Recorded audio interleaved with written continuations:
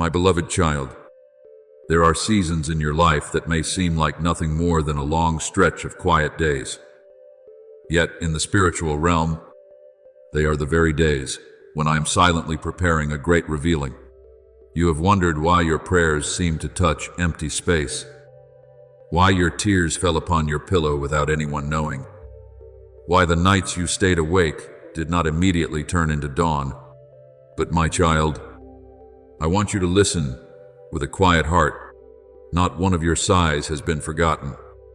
Not one tear has fallen outside my sight, and not one sincere prayer has vanished like mist. My word has been written. You count my wanderings, put my tears into your bottle. For in my treasury, sorrows offered up in faith are never considered meaningless. You may call it delay, but I call it a season of incubation. You may think I am silent, but my silence is often the soft layer of soil covering the seed until the day it rises into life. Remember that I am the one who knew you before you knew yourself. I heard the rhythm of your heart before you cried your first cry. I saw the roads you would walk before your feet touched the earth. I understood even the wounds for which you still had no words. Therefore, when I allow you to pass through the valley, it is not because I am distant, but because I am teaching you to recognize my hand even when your eyes have not yet seen the light. I am not a father who stands outside watching you struggle alone. I am the one who walks with you through every dark passage, placing my rod and my staff beside you so that fear will not swallow you. As it is written, when you pass through the waters, I will be with you. When you pass through the rivers, they shall not overflow you. When you walk through the fire, you shall not be burned.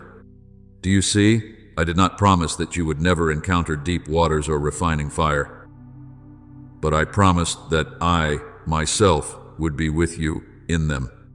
In recent days, you have felt as though you were being cut back, diminished, narrowed, and sometimes you have ached because of the things I allowed to leave your life. But look with spiritual eyes. A gardener does not prune the vine because he hates the vine, but because he wants it to bear more fruit. There are branches that may seem green yet drain away life. There are habits that may feel familiar yet make your soul heavy. There are concerns that may appear necessary yet block out my voice. When I touch your life with the pruning knife, I do not come to destroy, but to free you from what is excessive, so that the living sap of grace will no longer be scattered. For my only begotten Son said, my Father is the vine dresser. Every branch that bears fruit he prunes, that it may bear more fruit. My beloved child, do not fear the seasons of correction, for in my love, pruning is a form of care. One day, you will understand that the difficult months and days were not proof of abandonment, but the furnace where I made the precious thing within you shine again. Gold does not accuse the fire when it is being purified from impurity. The soil does not resist the plow when it is open to receive the seed. The jar of oil does not know how much it still holds until it is poured out in trust. So it is with you. There are strengths within you that are awakened only when you can no longer lean on what is familiar. There are deepest prayers that are born only when you no longer have polished words.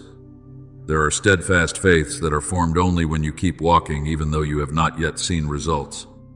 I do not use trials to crush you.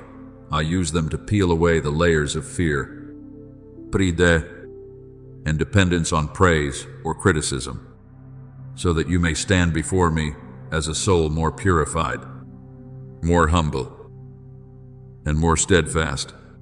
Remember Elijah, the one who once stood on Mount Carmel and saw fire fall from heaven, yet afterward fled into the wilderness, exhausted under the broom tree, asking to die because he thought he had reached the end. Do you see? Even one who has witnessed great power can become so weary that he no longer wants to continue. But I did not come to Elijah with condemnation. I sent an angel to touch him, to give him bread and water, so that he could eat, rest, and continue the journey.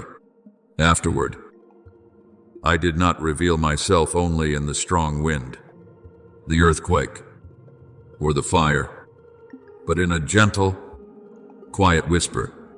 My child, when you are exhausted, I do not despise your weariness. I know that sometimes your soul does not need another rebuke, but nourishment, not more noise. But the sound of my gentle voice calling you to rise again, and like Elijah, you will discover that after a season that seemed like an ending, I still have a journey, an assignment, and a new source of strength prepared for you. Therefore, do not rush to make conclusions about your life while you are still in the middle of the chapter of testing. No one looks at a seed beneath the soil and declares it dead just because the green shoot has not yet appeared. No one looks at the dawn before the sun rises and says the night has won. I am doing a work within you, slowly but surely, hidden yet full of power. The things you thought were lost, I may use to teach you surrender. The things you thought were delayed, I may use to expand your endurance. The doors not yet opened, I may use to protect you from paths that do not belong to your destiny. Believe that I never waste the pain of those who belong to me. In my hand, even ashes can become beauty. Even mourning can be exchanged for the oil of joy. Even the garment of heaviness can be replaced with the garment of praise. I know there are times when you watch time pass like the final grains of sand, and your heart begins to tremble. You fear that you are late, that the opportunity has passed, that the promise has drifted far away, that the things I once placed in your heart were only illusions. But, my child, the clock of heaven does not operate according to human panic. I am not late. I do not forget. I am not hindered by what you call a dead end. When the appointed time comes, the sea can part. The rock can pour out water. Prison doors can open. The heart of a king can turn. And what seemed dead can hear my voice and live again. Remember what is written. The vision is yet for the appointed time, though it delays. Wait for it will surely come. It will not delay. What I have spoken in holiness, I will preserve in faithfulness. But while you wait, do not let your heart become a dry land. Keep praying, even if your prayer is only a whisper. Keep praising, even if tears remain on your cheeks. Keep doing good, even if no one sees it. Keep holding faith, even if circumstances have not changed. For waiting in me is not sitting still in despair, but anchoring the soul in the promise while the hands continue faithfully sowing seed. You do not need to know every detail of tomorrow in order to obey today. I only ask you to place the next step into my hand, then another, and another, until you realize that it was I who carried you through the places you thought you could never cross. My beloved child, the hour of my revealing does not come to make you proud, but to make you grateful. My lifting of you is not meant to prove that you are better than others, but to make you a witness that grace can still restore the weary. When I bring you out of the dark season, remember the nights when I kept you, when I placed the harvest in your hands. Remember the days when you sowed in tears. When others see light in you, point them to me, the source of that light. For every good thing you receive comes from the Father of lights, with whom there is no variation or shadow of turning. So, my child, lift up your head in humility and peace. The long night has no right to decide the fate of the dawn. The valley has no right to erase the promise on the mountaintop. The refining fire has no right to destroy the gold I am purifying. I have been with you in the hidden place, in your crying, in your waiting, in the days when you thought you had no strength left, and I am still with you now. Let your soul rest in this. I not only hear you, I understand you. I not only see you, I love you. I not only lead you through the trial, I am also preparing for you a season of fruitfulness. What I have begun in you, I will bring to completion until my glory is revealed upon your life. My beloved child, be still for a moment and let your heart settle like a lake after the wind has passed. For there is something very tender, yet deeply significant that I want to place in your innermost being. This morning, while you still thought you were simply stepping into an ordinary day, your name was mentioned in my presence, not as a small sound swallowed by the vastness of space, but as a purposeful calling, lifted in love, covered by mercy, and remembered before heaven. You may have awakened with old worries, with a body still tired, with a mind still carrying unresolved matters, yet in the realm unseen by fleshly eyes. I still know you, still call you, still claim you as mine. As it is written, I have called you by your name, you are mine. Isaiah 43:1. Let that sentence enter your heart like cool water, for it is not a word spoken to a stranger, but the word of the Father to the child he never forgets. Do not think that this call came because you had reached some level of perfection, or because you had lived without stumbling, without weakness, without trembling in the dark. I do not call you because you have proven yourself worthy in the eyes of people. I call you because you belong to me before you knew how to call my name. I saw you in the days when you did not yet understand yourself. I preserved you through seasons when you thought no one knew you were hurting. I counted every tear you shed when there was no hand to wipe it away. Even the hairs of your head are all numbered. Luke 12:7. That word reminds you that my care is not shallow, not distant, and not only reserved for the great things you consider significant.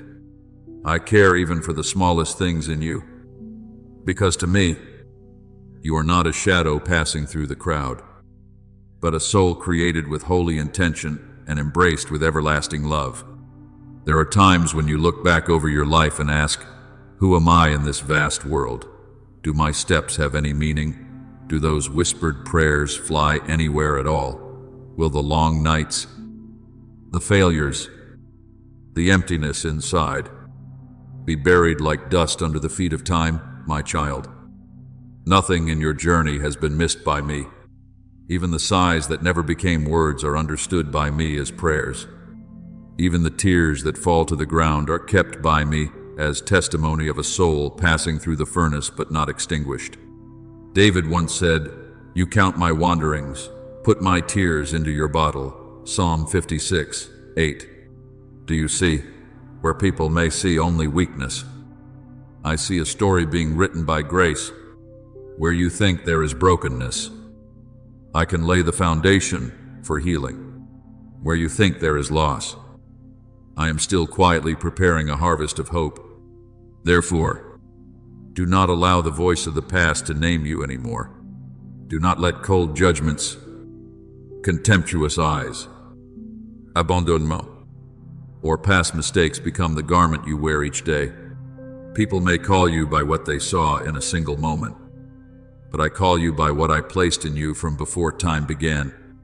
People may remember your failures, but I look at you through the covenant of love and the power of restoration. You are not defined by wounds, by lack, by achievements, by recognition, or by anyone's rejection. You are named by the one who created you. I have loved you with an everlasting love. Therefore, with loving kindness, I have drawn you. Jeremiah 31:3. That love does not change according to your emotions, does not lessen because you are weak, and does not go out because your steps are slow. It is the river flowing from my heart toward you, even when you do not yet know how to receive it. I want you to remember Gideon, who once hid in the winepress because he feared the enemy. In his own eyes, he was small, weak, from an insignificant clan, and his family had nothing to boast about. But when my angel appeared to him, the first word was not a rebuke, but a new name: the Lord is with you. Mighty warrior. Judges 6:12. Do you see the wonder of grace?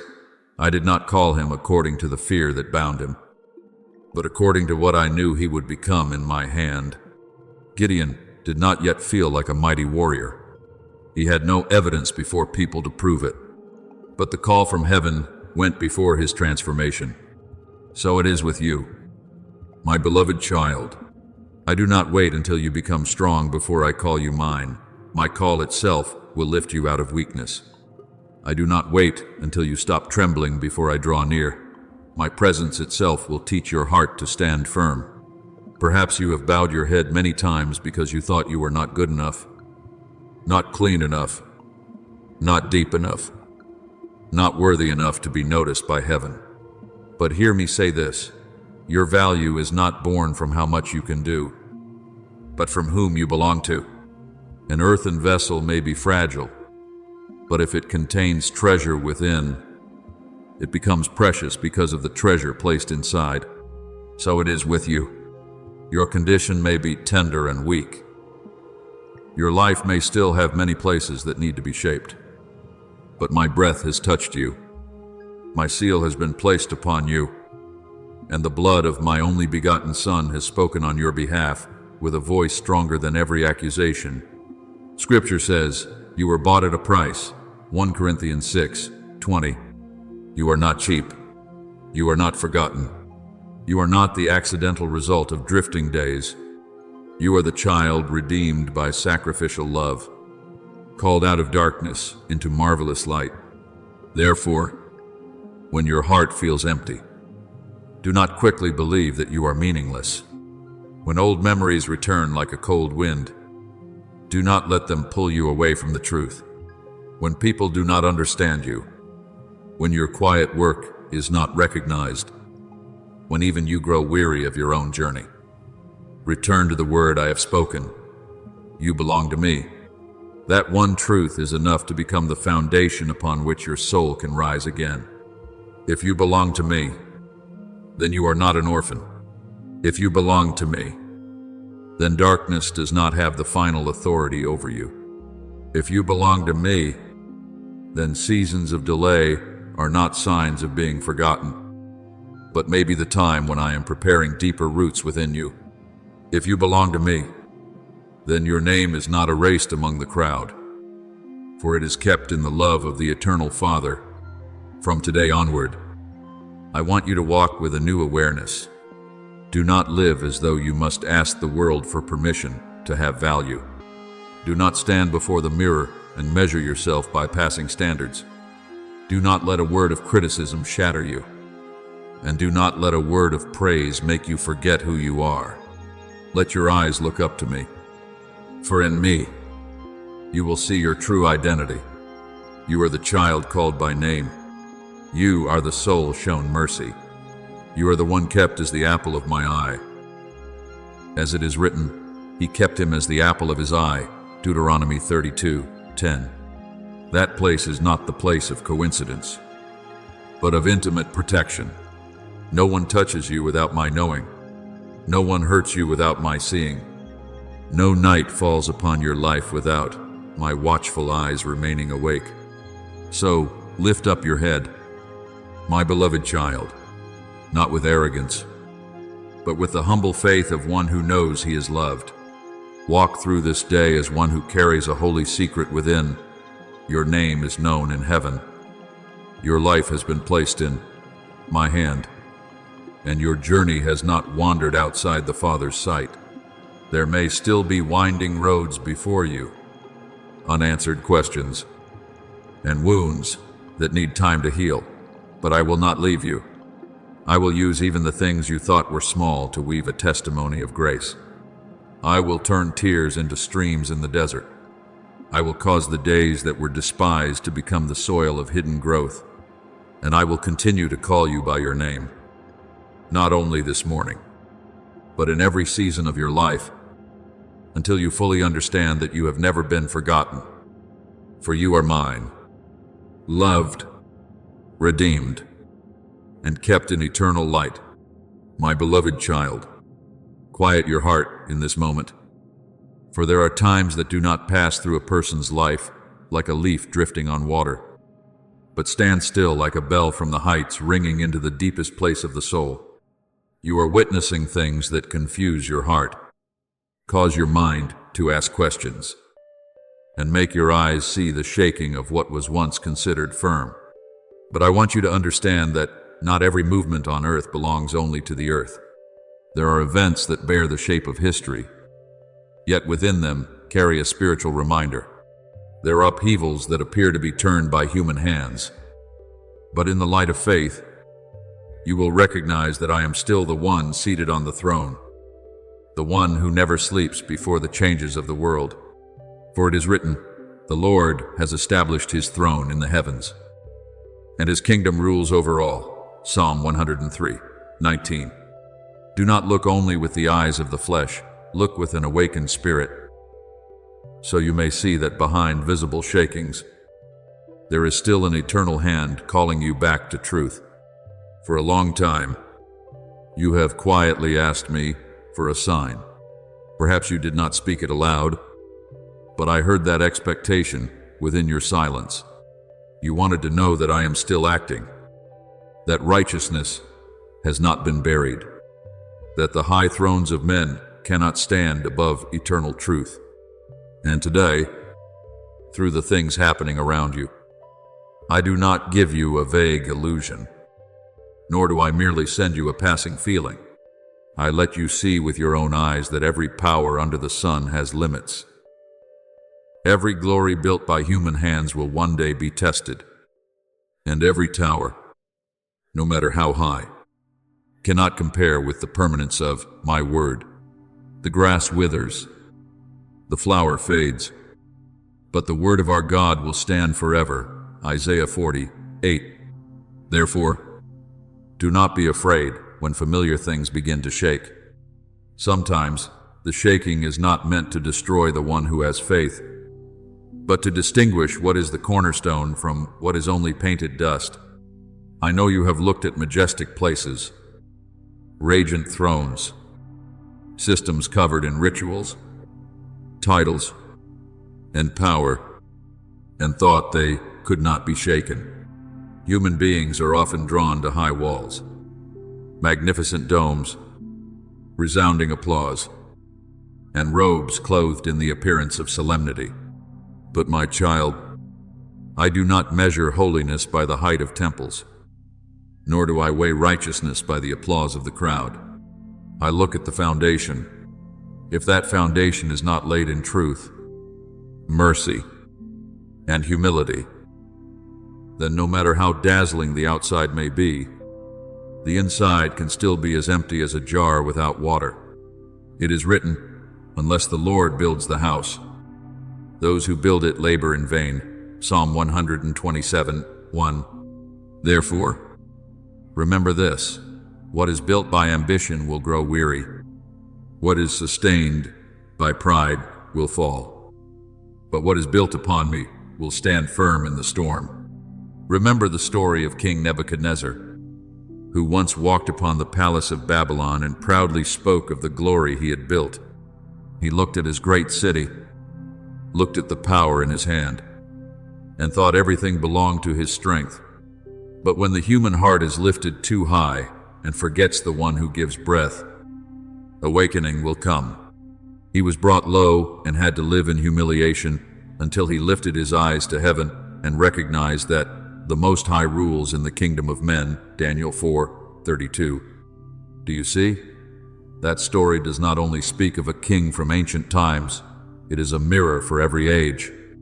Any throne that forgets heaven, any power that sees itself as eternal, any city that thinks it has no need of righteousness, must learn that true glory does not come from domination, but from surrender to the Eternal One. Therefore, when you see movements in life, in society, and in places once considered untouchable, do not let your heart be swept away by fear or noisy discussion. I do not call you to become someone who chases signs in order to feed anxiety. I call you to become one who discerns, who prays, who places faith in what cannot be shaken. Heaven and earth will pass away, but my words will never pass away. Matthew 24:35. Place that sentence in your heart like an anchor in a stormy sea. When the world changes, do not change according to its panic. When people argue about who will stand and who will fall, ask the deeper question: upon what foundation does your heart stand? If your heart is set in me, you will not be carried away by news, rumors, or the waves of the age. I want to teach you to look at history, not with curiosity, but with reverence. Every great event can become a silent sermon if you know how to listen. When a proud tower begins to lean, I remind you not to build your life on fame. When a throne is tested, I remind you that power cannot save the soul. When a system is exposed, I remind you that what is hidden cannot escape eternal light. For no creature is hidden from his sight, but all are naked and exposed before the eyes of him to whom we must give account. Hebrews 4:13. My child, do not take the decline of anything as a proud joy for yourself. Receive it as a reminder to live more humbly, more purely, and more watchfully. Perhaps you will ask, Father, what must I do in the midst of such signs? I answer you, return to what is essential. Keep your heart tender. Let my truth shine into the dark corners within you before you judge the darkness outside. Pray for those carrying responsibility, for the souls lost in power, for communities trembling because they have lost their way. Those who belong to me do not rejoice arrogantly over brokenness, but weep over what has gone astray and plead for restoration. Remember what I taught. Blessed are the pure in heart, for they shall see God. Matthew 5:8. A pure heart will look at upheaval with holy tears, not bitterness, with vigilance, not fear, with hope, not despair. I also want you to understand that my rule is not like the rule of men. Men often build thrones with strength, keep thrones with influence, and protect thrones with reputation. But my kingdom is revealed through truth, love, righteousness, and mercy. Christ did not enter the world as a king holding a sword to conquer, but as the Lamb who bore sin, as the one who washed the feet of his disciples, as the King who wore a crown of thorns and still prayed for forgiveness for those who crucified him. At the cross, you see that the highest power is not oppression, but love to the very end. Therefore, when you see earthly glories shake, lift your eyes to the cross and remember that the true throne needs no display. The true throne is established upon sacrificial love, and the true kingdom is not limited by borders, temples, or human names. My beloved child, do not let these days pass while your heart remains asleep. I am using every movement around you to awaken deeper discernment, stronger faithfulness, and a faith that does not depend on outward symbols. Let your eyes see, your ears hear, and your soul understand that I am still speaking. I speak through Scripture, through changing seasons, through the fall of pride, through the lifting of the humble, through warning bells in the age. You do not need to fear the future, because the future does not rest in the hands of temporary thrones. It rests in my hand. You do not need to tremble before events, because I am the first and the last. Stand firm in the light. Walk in righteousness. Guard your heart from pride. And remember that though heaven and earth may change, my love does not change. Every earthly dominion will pass like a breath, but my kingdom remains forever. And you, if you remain in me, will not be swept away by the wind of history, but will be kept in the holy peace of your Father.